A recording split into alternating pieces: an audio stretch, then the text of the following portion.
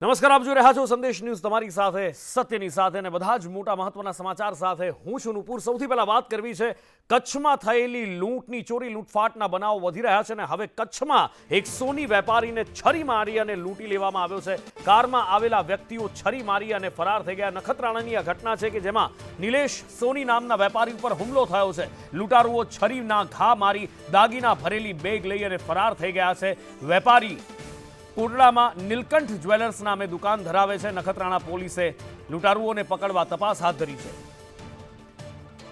અલ્પેશ વધુ માહિતી સાથે ફોનલાઈન પર જોડાયા છે। અલ્પેશ, ક્યારે થઈ આ લૂંટ અને લૂંટારાઓ કઈ બાજુ ગયા? પકડવા માટે પોલીસ શું કરી રહી છે? ઘટના સામે આવી છે જેમાં વેપારી છે તેની દુકાન સામે આવ્યો છે।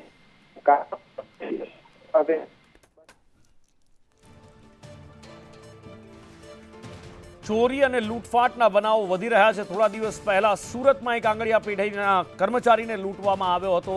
જ્વેલર્સના કર્મચારીને લૂંટવામાં આવ્યો હતો। 6.5 લાખના દાગીનાની તેની પાસેથી લૂંટ કરવામાં આવી હતી। અને હવે કચ્છમાં, અમદાવાદમાં પણ થોડા દિવસો પહેલા બોપલમાં, સાઉથ બોપલમાં એક જ્વેલર્સમાં લૂંટ ચલાવવામાં આવી હતી। હવે કચ્છમાં નખત્રાણામાં નિલેશ સોની નામના વેપારીને લૂંટી લેવામાં આવ્યો છે। અલ્પેશ જોડાઈ ચૂક્યા છે। અલ્પેશ, નુપુરા, નખત્રાણાના કોટેડા જડોદરમાં સોની લૂંટના સામે આવી છે જેમાં પહેલા અજાણ્યા શખ્સો છેતરી મારી સોનાની જે દાગીનાની ગતિ તે ચૂકવીને ફરાર થઈ ચૂક્યા છે। સમગ્ર ઘટનાને પગલે હાલ નખત્રાણા પોલીસ ઘટના સ્થળે પહોંચી છે। સોની વેપારી છે તેને હાલ સારવાર માટે ખાનગી હોસ્પિટલમાં ખસેડવામાં આવ્યા છે। પોલીસે હાલ નાકાબંધી કરીને આરોપીની શોધખોળ હાથ ધરી છે।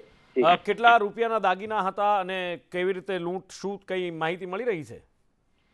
હાલમાં કેટલા રૂપિયાની લૂંટ થઈ છે તે અંગે કોઈ ચોક્કસ માહિતી મળી નથી, પરંતુ આ વેપારી છે તે પોતાની દુકાન બંધ કરીને ઘરે જઈ રહ્યા હતા। તે સમયે તેમની સાથે જે સોના ચાંદીના દાગીના ભરેલી જે બેગ હતી તે લઈને આરોપી ફરાર થયા છે। કારમાં આવેલા 3 શખ્સો લૂંટને અંજામ આપીને ફરાર થયા છે અને જે દરમિયાન જે વેપારી છે તેને છરી વડે હુમલો પણ કર્યો છે અને તેના કારણે તે ઘાયલ થતા હાલ તેને વેપારીને હોસ્પિટલમાં દાખલ કરવામાં આવ્યા છે।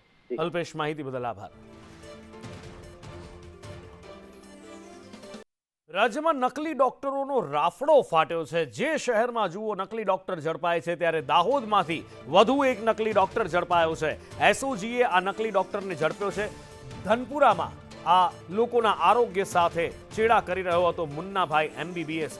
સરપંચ ફળિયા વિસ્તારમાંથી આ બોગસ તબીબને ઝડપી પાડવામાં આવ્યો છે, જેની પાસેથી દવાઓ, સાધન મળી 1 લાખનો મુદ્દામાલ કબજે કરવામાં આવ્યો છે।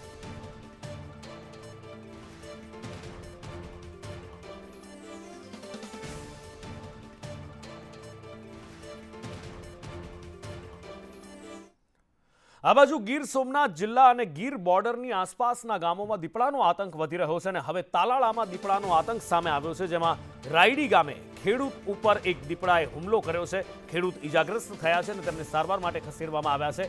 વિઠ્ઠલપુર પાસે 2 દિવસમાં 2 યુવકો પર હુમલો થયો છે। 5 દિવસમાં દીપડાના હુમલાની આ 5મી ઘટના। અમદાવાદ મ્યુનિસિપલ કોર્પોરેશનની સંકલન સમિતિની બેઠકમાં અમિત શાહ લાલઘૂમ થયા। બેઠકમાં ફરી એક વખત ગેરકાયદેસર દબાણોનો મુદ્દો ઉછળ્યો અને AMTS વર્કશોપની જગ્યા પર બંગલાના બાંધકામનો આરોપ લગાવવામાં આવ્યો। અમિત શાહે કમિશનરને ફોટા સાથે રજૂઆત કરી છે। દરિયાપુરમાં શાળાની જગ્યા પર ગેરકાયદેસર બાંધકામ કરવામાં આવ્યું છે। આ મુદ્દે દરિયાપુરમાં ફરિયાદ પણ કરાઈ હોવાનું તેમણે જણાવ્યું અને હાઈકોર્ટના માર્ગદર્શન બાદ અમદાવાદ મ્યુનિસિપલ કોર્પોરેશને સર્ક્યુલર બહાર પાડ્યું। સર્ક્યુલરના અમલ બાદ શાહે કમિશનરને રજૂઆત કરી। કાચની મસ્જિદ મુદ્દે ખેડાવાલાએ અમિત શાહને જવાબ પણ આપ્યો છે। બાંધકામ ગેરકાયદે છે એ વાતને અમિત શાહ વળગીને રહ્યા છે। ધારાસભ્ય સાંસદોની અમદાવાદ મ્યુનિસિપલ કોર્પોરેશન સાથે સંકલનની બેઠક યોજાઈ હતી અને તેમાં એલિસ બ્રિજના ધારાસભ્ય અમિત શાહ દ્વારા ફરી એક વખત જમાલપુર વિસ્તારમાં દબાણનો મુદ્દો ઉઠાવવામાં આવ્યો છે, ગેરકાયદેસર બાંધકામનો મુદ્દો ઉઠાવવામાં આવ્યો છે।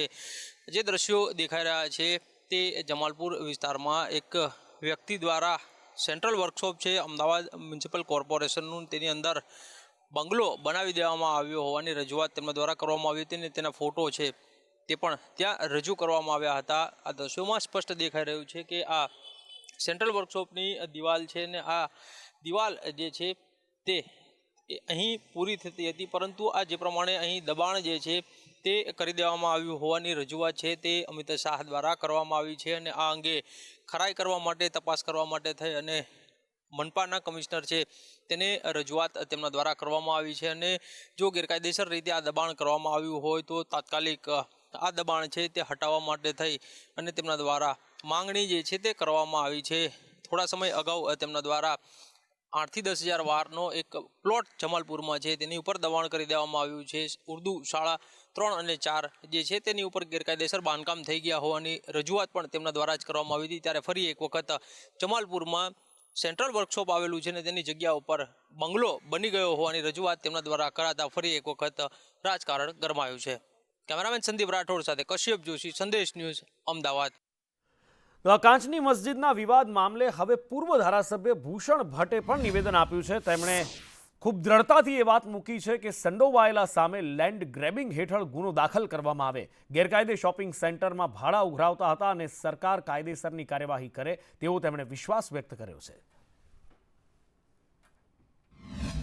ત્યારના અધ્યક્ષ અમિતભાઈ શાહે સંકલન સમિતિની અંદર ત્યાં શોપિંગ સેન્ટર બન્યું છે તેવી રજૂઆત સંકલન સમિતિમાં કરી હતી અને એ જગ્યા ઉપર જે શોપિંગ સેન્ટર બન્યું છે અને જે લોકોએ કબજો કર્યો છે તે જે તે સમયે મેં પણ એ પહેલાં એમની સાથે રહીને આ રજૂઆત કરી હતી કે આની અંદર જે કોઈ સંડોવાયેલા હોય એની તપાસ કરી લેન્ડ ગ્રેબિંગ જેવા કાયદાનો ઉપયોગ કરી અને એની શિક્ષાત્મક પગલાં ભરાય એ સમયે મેં રજૂઆત કરી હતી. આજે રજૂઆત નથી કરી અને આજે આખો કાર્ય તમે જોયું કે એ હાઈકોર્ટમાં ગયા, કોર્ટે પણ રીટ કાઢી નાખી અને આજે નામદાર કોર્ટના હુકમથી પોલીસના બંદોબસ્તથી એ સમગ્ર મામલાને આજે ડિમોલિશન કરી નાખવામાં આવ્યું.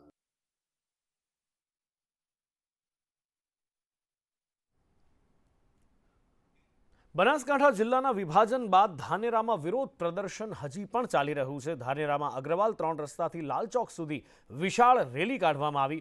જનાક્રોશ મહાસભા દ્વારા બાઇક રેલી યોજવામાં આવી હતી. ધાનેરાને બનાસકાંઠામાં જ રાખવાની માંગ સાથે આ રેલી યોજવામાં આવી. હવે 21 જાન્યુઆરીએ ધાનેરામાં જનાક્રોશ મહાસભા પણ થશે.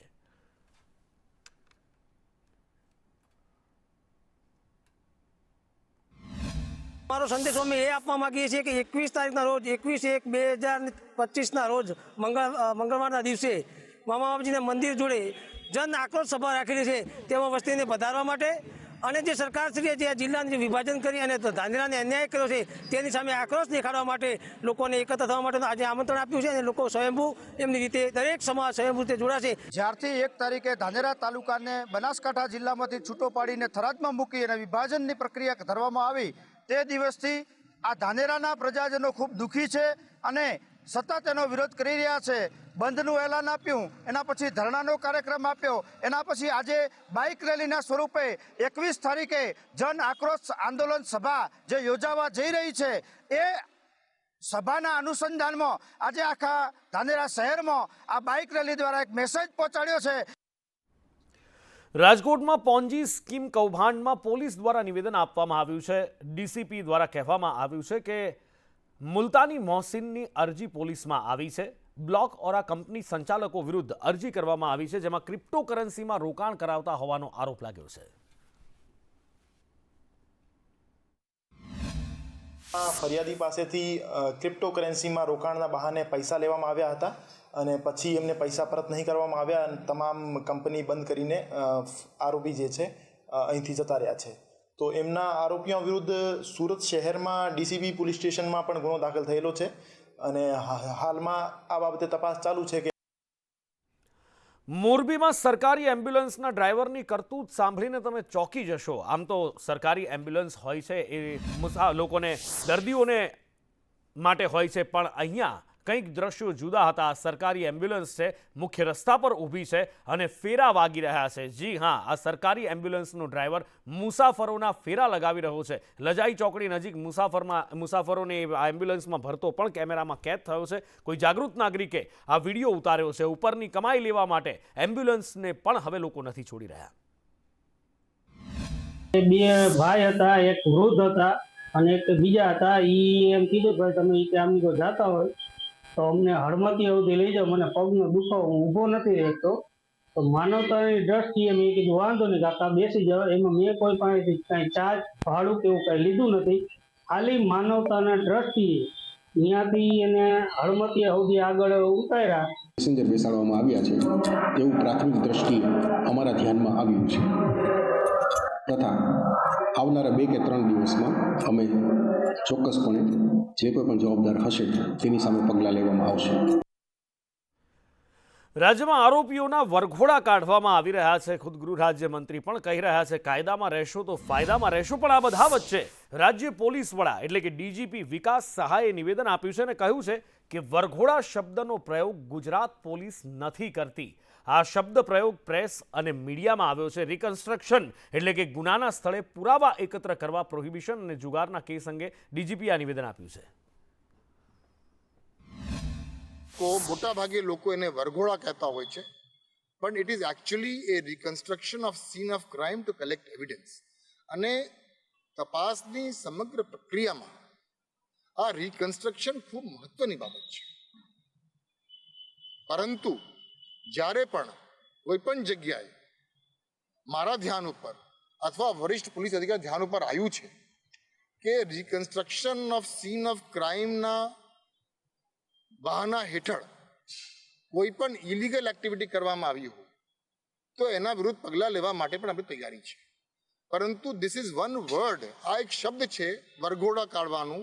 એ વરઘોડા કાઢવાનો પ્રયોગ અમે લોકો ક્યારેય કરતા નથી અને વરઘોડા આપણે ક્યારેય કાઢતા નથી. આપણે ફક્ત reconstruction of scene of crime કરીએ છીએ, જે એક લીગલ પ્રક્રિયા છે. આ બાજુ બનાસકાંઠામાં ડ્રોના માસ્ટર માઇન્ડનું નિવેદન સામે આવ્યું છે. ફરિયાદ બાદ અશોક માળીએ તેનો લૂલો બચાવ કર્યો છે અને તેણે કહ્યું છે કે ડ્રો કરી લોકોને છેતરવાની વાતને હું બિલકુલ નકારું છું. અશોક માળીએ તેના પર લાગેલા તમામ આરોપોને નકાર્યા છે. મેં 3 ડ્રો કર્યા છે અને 3 ડ્રોમાં પહેલો ડ્રો ડેડુઆ ગૌશાળા, બીજો વાલેર ગૌશાળા અને ત્રીજો દામા રામપોરા ગૌશાળા. ત્રણેય સેવાના કાર્યોમાં એક સેવાકીય કાર્ય પ્રવૃત્તિ કરી છે. અને પહેલા ડ્રોની અંદર 300 ઇનામો હતા, બીજા ડ્રોની અંદર 1100 અને ત્રીજામાં 1100. કુલ મારા 3 ડ્રોમથી 2500 ઇનામો વિજેતાઓ માટેના હતા. એમાં અમારી કૂપન પહેલથી આપી એની અંદર બધું લખેલું હતું. ડેડુઆમાં 299 રૂપિયા એક જ વખત ભરવાના અને એમાં 300 ઇનામ છે એવું સ્પષ્ટ લખેલું જ છે. કોઈને છેતરપિંડી કરી નથી. અને વાલેર અને દામા રામપુરામાં 399 રૂપિયાની કૂપન હતી. એમાં સ્પષ્ટ તરીકે કૂપનમાં લખેલું જ છે. બધા નિયમો એમાં લખેલા જ હતા. કોઈ છેતરપિંડી કરી નથી કે કોઈને ફોર્સ કર્યો નથી કે તમે કૂપન લો એવું. અને જેને કૂપન લીધી છે એને એમની રીતે સ્વેચ્છાએ કૂપન લીધી છે. અને જેને ઇનામો લાગ્યા છે 3 ડ્રોમથી 2500 વિનર છે એમનો પીડીએફ મેં માર્કેટમાં પણ મૂકેલો હતો અને બધાને પીડીએફમાં પણ ખબર છે. પીડીએફમાં જેને પણ ઇનામ લાગ્યા છે એ કોઈ મારા સગા સંબંધી નથી. એ બધા અલગ અલગ વ્યક્તિઓ જેના કિસ્મત બાબા રામદેવ પીર અને દ્વારકાધીશવાળાને જે મરજીથી એમને ઇનામો મળ્યા છે ને એમને ઇનામો મેં બધાના ઘર સુધી પહોંચાડી દીધા છે. એટલે જે પણ આક્ષેપો છે એ મારા માનવા મુજબ બધા ખોટા છે. આપણે એક બાજુ વિકસિત ભારતની વાત કરીએ છીએ અને બીજી બાજુ લોકોને પ્રાથમિક સુવિધા પણ નથી મળી રહી. અને આ વરવું ચિત્ર મોરબી જિલ્લામાં હળવદમાં સામે આવ્યું છે. અહીંયા વોર્ડ નંબર 1માં ગટરના પાણીની વર્ષો જૂની સમસ્યા છે. રસ્તા પર અહીંયા 12 માસ ગટરના પાણી વહેતા હોય છે. લોકો આ ગંદકીથી ત્રાહિમામ પોકારી ઉઠ્યા છે. રાહદારીઓને અહીંયાથી ચાલતા નીકળવું પડે છે. આ ગંદકીમાંથી વાહન ચાલકો આ ગંદકી કચડીને નીકળતા હોય છે. શાળાએ જતા બાળકોને પણ આ ગંદા પાણીમાંથી નીકળવું પડે છે. જ્યારે આ પાણીના પ્રશ્ને સ્થાનિકો દ્વારા અનેક વખત રજૂઆત કરવામાં આવી છે પણ કોઈ જ નિરાકરણ નથી આવ્યું. સ્થાનિક ધારાસભ્યને પણ આ વાતની ખબર છે, એમને પણ અનેક રજૂઆત કરાઈ છે પણ હજી સુધી કોઈ ઉકેલ નથી આવ્યો. રોગચાળો ફાટી નીકળે એવી દહેશત છે. એક બાજુ વિકસિત ભારતની તસવીર અને બીજી બાજુ આ જમીની તસવીર ગુજરાતની કે જેને ગ્રોથ એન્જિન કહેવામાં આવે છે. મોરબી, માળિયા અને એમાં પણ હળવદના દ્રશ્યો. તેમાં નાના નાના બાળકો તમે જુઓ. આ બાળકોને રોગ ન થાય તો બીજું શું થાય? જાણી જોઈને લોકોને જાણે કે ગંદકીમાં અને રોગના મોઢામાં ધકેલવામાં આવી રહ્યા છે. અહીંયા વારંવાર પાણીની સમસ્યા બને છે. ગટરનું પાણી નીકળે છે અને નાલા પાછળ જે ટાંકો છમ છે એનું પાણી વારંવાર છોડે છે. છોકરાઓને નિશાળે જવા માટે એના કપડાં બગડે છે, વારંવાર એને ગુમડા થાય છે, ઘણી બધી બીમારીઓ થાય છે. પણ છતાંય પાલિકા તંત્ર આનું કોઈ નજરમાં લેતું નથી. સોસાયટીઓમાં તમે જુઓ એક પણ જગ્યા ઉપર પાણીનું આવું હોતું નથી, આવું નીકળતું નથી. અને અહીંયા વારંવાર બને છે. એનું કારણ શું? પાલિકાને અમે ઘરવેરો, નળવેરો બધું ભરીએ છીએ પણ છતાંય કોઈ આનો ઉકેલ આવતો નથી. પાણીનો પ્રશ્ન વધારે છે. મેં વારંવાર છે ને રજૂઆત કરી. આના પહેલા ધારાસભ્ય બધાને નગરપાલિકાએ બોલાવ્યા હતા કે પ્રશ્નનો હલ અમે નીકાળશું. આજથી 20 દિવસ થયા ધારાસભ્યને રજૂઆત અમે કરી હતી કે આ પ્રશ્નનો હલ લાવો. ત્યારે મેં કીધું હતું અમારે નાલા પાસે છે ને ગટર ઉભરાય, બધો પ્રશ્ન થાય, તો એનો કોઈ નિકાલ નથી થતો.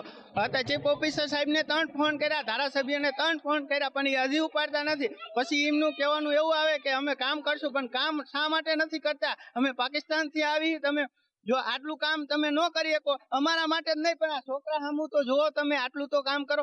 અમે આ કુંભારપરામાં શાળા નંબર 6 માં ભણીએ છીએ અને દરરોજ અમારથી આ નાલાના અંદર પાણી રહ્યું ત્યાંથી અમે હાલી છીએ અને આ કપડાં બગડે છે તો સર અમને ખીજાય છે અને તાત્કાલિક આ પાણી બંધ કરાવો. અત્યારે 6 નંબરની નિશાળમાં ભણી છે ને આ નાલા પાછળથી આવીને હાલી છે ને પાણી હોય છે, બંધ કરાવો.